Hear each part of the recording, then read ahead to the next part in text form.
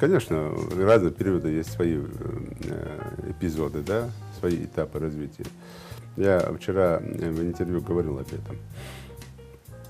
В 2008 году, когда, как выразился ваш коллега, когда я пришел к власти, в 2008 году была одна ситуация.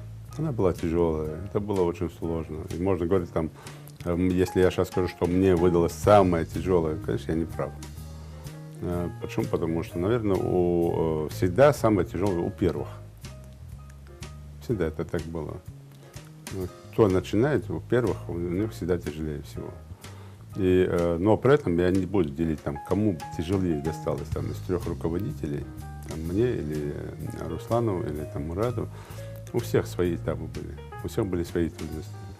И благодаря тому, что мы каждый на своем этапе, на своем пути задачу выполнили, свою задачу того времени, мы сегодня достигли вот этого результата, который сегодня. Это не труд одного Евкурова, это труд всех.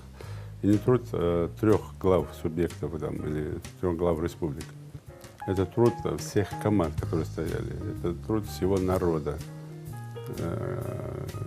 И труд всех чиновников, которых мы нещадно критикуем, мы это любим, это наше национальное настроение.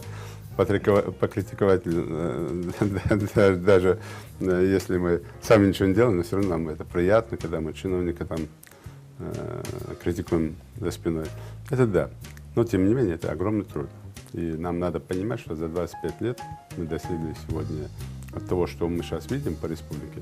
Это не просто. Это огромный каторжный труд всей команды, всех команд, которые работали и работают.